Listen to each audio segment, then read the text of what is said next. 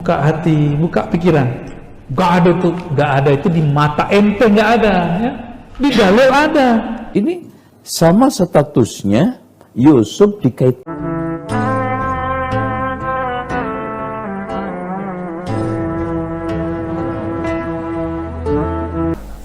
Baca Yasin 3 kali setelah maghrib pada 14 Sya'ban. Kenapa harus 3 kali? Kenapa enggak 21 kali?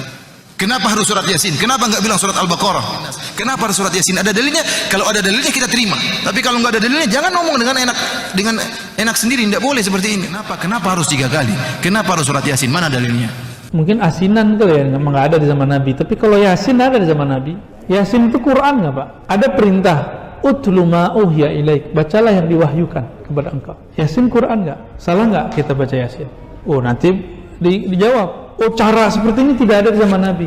Emang yakin dia nggak ada di zaman Nabi? Tapi memang salah kalau baca surah Yasin pada malam Jumat 1. Yang keliru kalau Anda tentukan setiap malam Jumat baca Yasin. Penentuan sebuah ibadah di waktu tertentu itu butuh dalil, butuh penuntun. Ayatnya kan jelas ya. Yatluna ayatihi haqqa tilawati. Surah Al-Baqarah itu. Mereka, kalimatnya mereka membaca ayatnya sebenar-benar membacanya. Kalimatnya pakai mereka, jamaah. Tidak ada hadis yang khusus menjelaskan baca Yasin di malam Jumat. Jadi sebenarnya tujuannya ikhwas sekalian bukan menyoroti surah Yasinnya. Jangan salah faham masalah ini. Bapak, kalau Yasinan baca ini gak? Subhanallah bihamdihi subhanallahil azim. Itu zikir bukan? Zikir atau mengumpat? Bid'ah atau sunnah itu? Sunnah, sederhana tuh. Berarti dalilnya sudah di hadapan dia, tapi Allah tutup hatinya untuk memahami itu. Ini adalah salah penerapan. Contoh, jadi nggak ada dikait-kaitkan juga Yasin dengan kematian. Coba dibuka deh, ya. Buka, dengarkan, buka hati, buka pikiran. Gak ada tuh, gak ada itu di mata ente, gak ada ya. Di dalil ada. Ini sama statusnya Yusuf dikaitkan dengan kelahiran. Nah ini kan pengaitan dengan budaya Jawa. Orang-orang seperti ini kadang-kadang harus kita kasih disuapin Pak. Begitu lafaznya. Berarti ada nggak di zaman Nabi? Ada tuh lafaz hadisnya. Ada nggak sahabat melakukan? Banyak. Sampai detik ini saya belum menemukan riwayat bahwa di antara para wali itu melakukan yasinan untuk acara-acara tersebut. Dalil yang digunakan untuk membid'ahkannya, dalilnya tidak sampai derajat sahih. Riwayat dari ini dan bukan hadis Nabi. Bertentangan dengan hadis riwayat Muslim dari Muawiyah. Ayat ini kan ayat spektakuler untuk panduan kehidupan, bukan kematian. Saya itu nggak menemukan nalar nyambungnya. Kenapa surat Yasin itu dihubung-hubungkan dengan kematian? Mereka sering pakai, inilah kita lihat. Sesuai menafsunya, hadis nggak sahih disahihkan. Hadisnya cuma hasan Pak.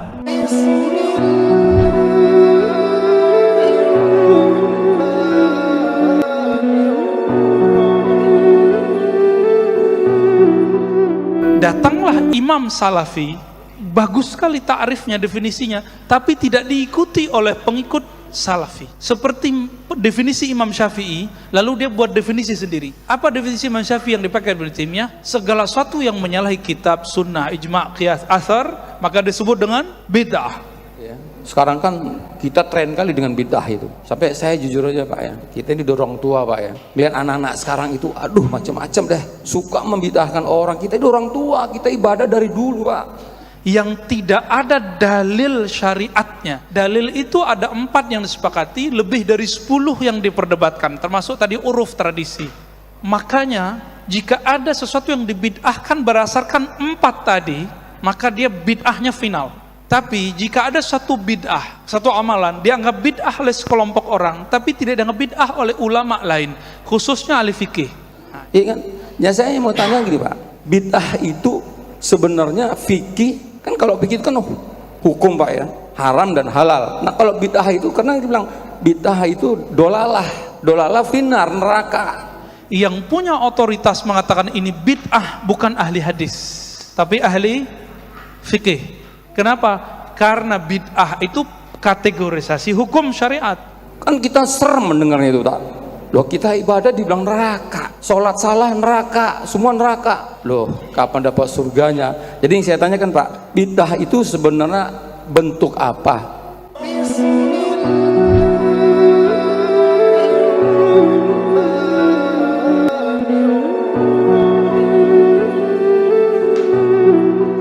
Kajian bid'ah itu berjilid-jilid sebenarnya Pak. Bisa 12 pertemuan tentang bid'ah itu. Tapi kita ringkas ya. Bid'ah dalam bahasa Arab adalah syai'un muhdas lam yusbaq mislu. Perkara baru yang tidak ada contoh sebelumnya. Maka Allah itu disebut badi'. Allah itu pembid'ah. Kenapa? Menciptakan sesuatu tanpa ada konsep dan contoh sebelumnya. Semuanya ada dalam ilmu Allah. Allah nggak perlu contek. Maka Allah disebut badi'. Enggak disebut pembid'ah Pak, bukan. Badi' ya, yang paling banyak buat hal yang baru-baru. Kata bid'ah muncul di hadis Imam Muslim. Hadisnya itu jelas sekali kaitannya masalah apa ya? Masalah usuluddin, usulul ibadat. Apa kata Nabi? Iyyakum wa muhdatsatil umur. Jauh-jauhlah kamu dari perkara yang baru. Kenapa? Kullu muhdatsin bid'ah. Kullu muhdatsatin bid'ah. Setiap yang muhdatsah, setiap yang baru itu bid'ah. Baru yang apa? Yang baru dalam masalah agama. Bukan dalam masalah selain agama. Tapi bid'ah itu berkembang maknanya. Contoh, antara sahabat Umar dan sahabat Abu Bakar radhiyallahu taala anhuma, sahabat kita, simbolnya sahabat-sahabat Rasulullah yang sangat dicintai oleh ulama ahlu sunnah, itu beda pendapat di awal waktu. Ini penting, coba Bapak dengarkan sebentar. Ketika meninggal 700 huffaz, penghafal Quran, Umar terburu-buru datang ke Abu Bakar sebagai khalifah. Apa kata Umar? Ya khalifatar Rasul, ijma'il Quran. Wahai khalifah Rasulullah, kumpulkanlah Al-Quran. Langsung Abu Bakar membelalak dan mengatakan, Hei Umar, hal taf'al ma lam yaf'alhu Rasulullah. Apakah kamu buat yang Nabi tidak buat? Coba lihat. Ada dua definisi bid'ah. Bid'ah versi Abu Bakar kalau Nabi nggak buat bid'ah. Sedangkan Umar mengatakan bukan begitu wahai Abu Bakar. Akhirnya dijelaskan oleh Umar radhiyallahu taala anhu, Abu Bakar, kalau kita mati, semua hafiz mati, nanti anak keturunan kita sampai zaman kita ini nih nggak ketemu lagi Quran. Benar nggak? Maka diulang. Coba kamu bayangkan kalau kamu mati. Guru-guru kita mati, murid-murid kita mati di medan juang.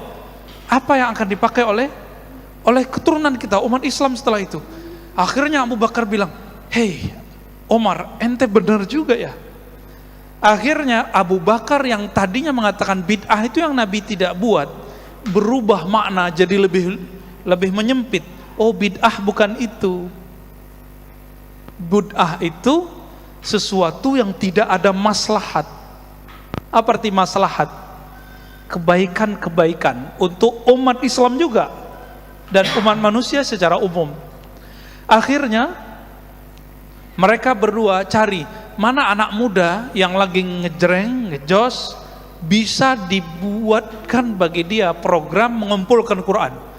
Abu Bakar Umar kemudian mengatakan, oh iya, ada Zaid bin Thabit. Datanglah mereka ke Zaid bin Thabit. Ketika datang ke Zaid bin Thabit, tanggapan Zaid sama, wahai Abu Bakar, hai Umar, apakah hal taf'alani ma lam yaf'al bihi Rasulullah? Apakah engkau buat yang Nabi tidak buat? Jadi Zaid juga berpikiran bid'ah itu yang Nabi tidak buat. Yang paling cerdas ngomong kan Umar. Umar ngomong lagi, jelasin lagi. Akhirnya Zaid mengatakan, oh gitu ya.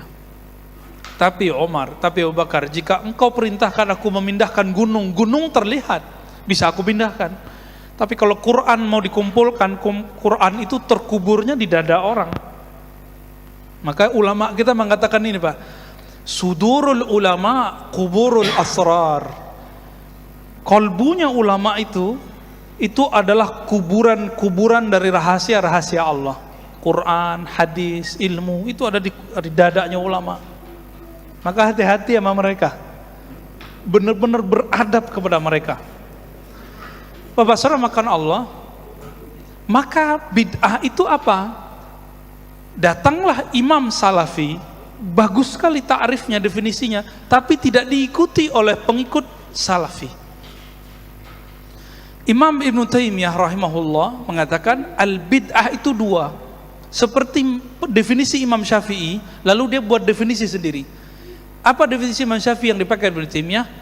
Kullu syai', segala suatu khalafal kitab was sunnah wal ijma' wal athar wal qiyas, kira-kira begitu, fahuwa bid'ah. Segala sesuatu yang menyalahi kitab, sunnah, ijma', qiyas, athar, maka disebut dengan bid'ah.